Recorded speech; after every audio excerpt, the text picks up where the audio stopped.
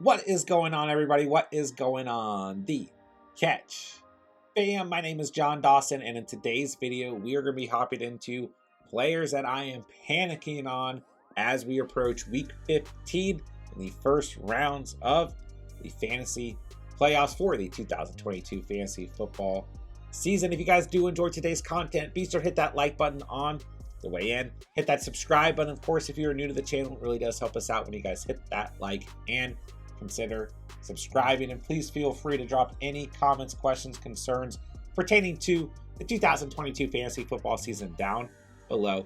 I'll get back to you as soon as I possibly can. Before we hop into today's video, I'm not necessarily saying you have to bench these players, but I am saying I'm a little bit concerned due to these players' matchups overall that they may give you guys a lower ceiling and much closer to floor productivity as we approach this first round of playoffs. So let's take a look at a couple players who you might need to panic on as we approach week 15. All right, first on the list, I've got Travis Etienne. He's going up against the Dallas Cowboys, one of the best teams in the league from a fantasy perspective against the running back position. They are giving up the third fewest points to the running back position as we move into week 15. When we look at the last two games specifically, both of these game scripts really did not benefit ETN, right? 7.6 points in week 13 against the Lions, 3.2 points in week 14 against the Tennessee Titans, and both of those units were very, very good against the running back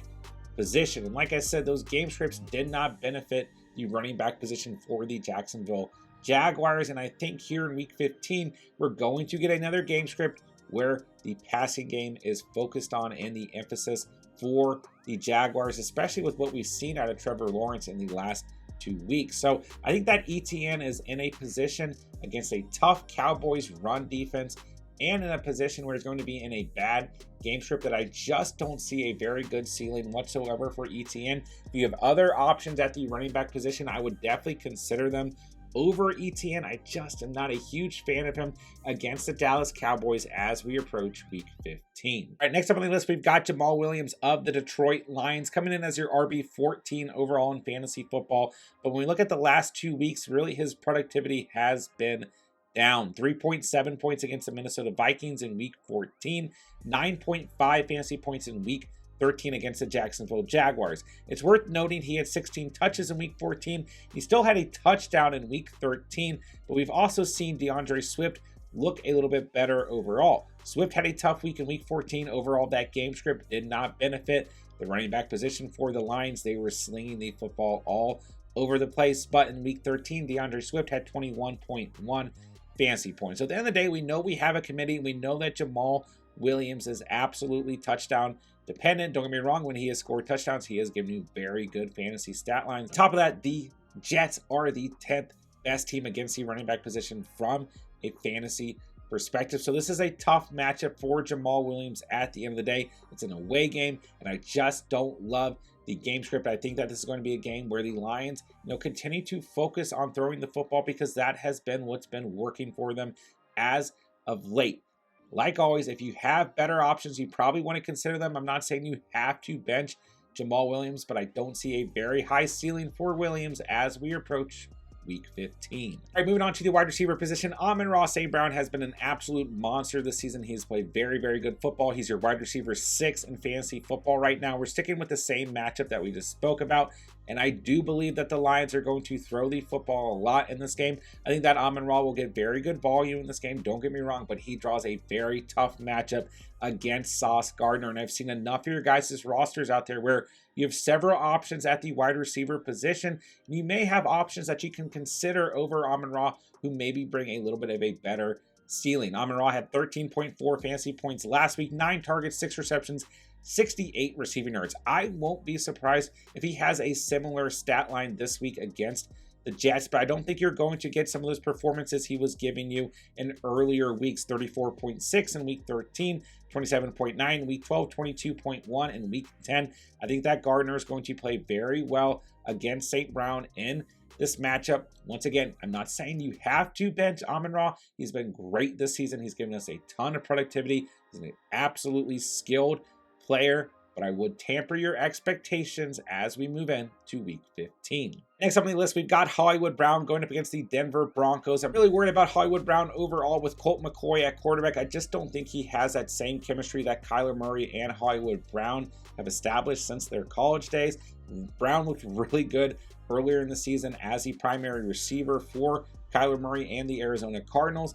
And at the end of the day, this is an extremely tough matchup, right? The Broncos gave up the second fewest points to the wide receiver position from a fantasy perspective. I know that last week that Broncos defense really bent, but that has been uncharacteristic from what we've seen on the season so far. I just don't know if McCoy and Hollywood Brown are really on the same page. 8 targets last week for Hollywood Brown, just 4 receptions, 34 receiving yards, 7.4 fantasy points. A really tough matchup this week. I'm also slightly concerned about DeAndre Hopkins, but I do think even if Pat Surtain is primarily on Hopkins, he should just see a good amount of volume, be able to get through this game. But I also don't see as high of a normal ceiling for Hopkins because this Broncos secondary is really, really good. But ultimately, I'm definitely panicking on Hollywood Brown as we approach week 15. All right, next up, we've got Tua time himself. You guys know that I've been a huge Tua fan really since last year. Tua has always been a player I've absolutely rooted for, but we look at the last 3 games, 15.9 or less fantasy points in his last 3 matchups against the Texans, the Niners, and the Chargers. He gets the Buffalo Bills this week. It is going to be a game that has a lot of snow, so I'm worried about the conditions, and ultimately I'm worried about how Tua has been performing from a fantasy perspective in his last 3 games. Still think that Tua brings plenty of value for the remainder of the season. Wouldn't panic too heavy, but here in week 15 and what we've seen the last 3 games, combined with the weather, the matchup against the Buffalo Bills, I think if you have other options at the quarterback position, or if you're able to go out and pick up a streaming option like Mike White against the Lions, who give up the most fantasy points to the quarterback position, you should definitely consider doing so before we move in to week 15. Trevor Lawrence is coming off of his best fantasy performance of the season, 33.4 fantasy points against the Tennessee Titans, 368 passing yards, 3 touchdowns through the air, and a rushing touchdown. This week, he'll get the Dallas Cowboys, who rank in the top 3 from a fantasy perspective against the quarterback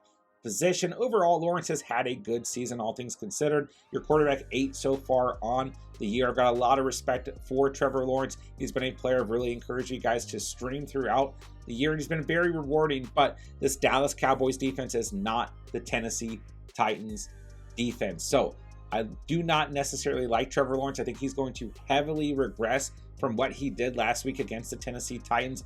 I would definitely not consider him a streaming option unless you're absolutely desperate.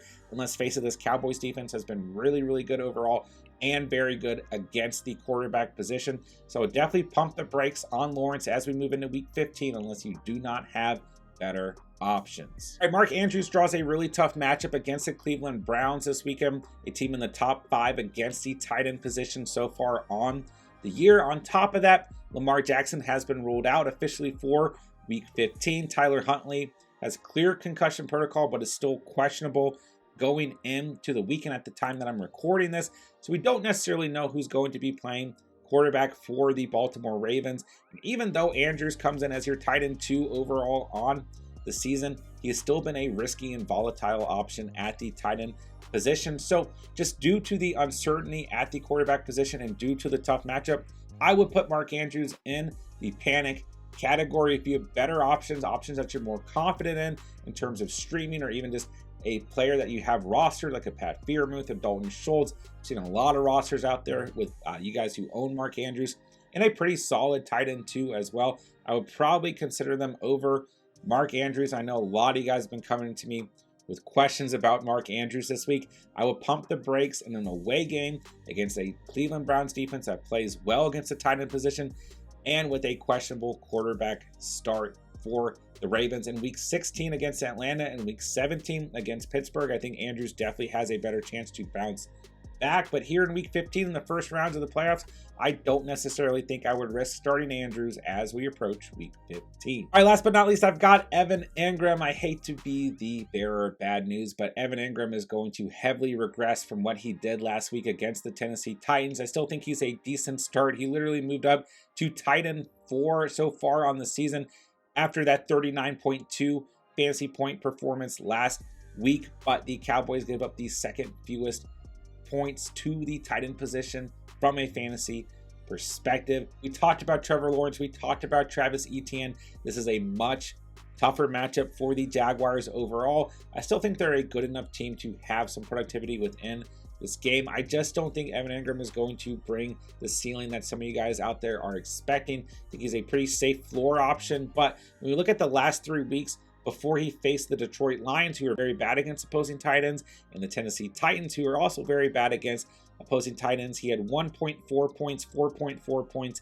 and 1.8 points in his 3 starts before these last 2 weeks. So I think that Engram, if you look at the cycle, is kind of due for a bad game. It's a bad matchup against the Cowboys, and naturally, he just has to regress from what he did last week. I will say the tight end position is an absolute wasteland. I get that a lot of you guys are struggling at tight end. If Evan Engram is your best option, I totally get it, but I would not go out and start Evan Engram over a player who has shown a lot more productivity so far on the season. Don't get me wrong, Engram's had a pretty decent year, 548 receiving yards, 4 receiving touchdowns, but keep in mind, 2 of those receiving touchdowns and 162 of those receiving yards and 11 out of his 53 receptions all came last week. Like I said, naturally he's going to regress. It's a far tougher matchup this week against the Cowboys. I would just really tamper your expectations for Evan Engram as we approach week 15. That'll do it for today's video. If you guys did enjoy the content today, be sure to hit that like button on the way out. Hit that subscribe button, of course, if you are new to the channel, and please feel free to drop any comments, questions, concerns pertaining to the 2022 fantasy football season down below. I'll get back to you guys as soon as I possibly can. If you guys had any of the players in today's video, let me know. Happy to take a look at your roster and see what we can do for you guys. See if you guys have options that I think may be better, or if you should just go ahead and start some of the guys that I'm kind of concerned about as we approach the week. But whatever you guys need, whatever is going to help you guys get through the first round of the playoffs, please let me know. I'll be happy to help you guys in the comments down below. With that, I'll say thank you guys so much for watching and or listening. And remember, you saw it here on The Catch.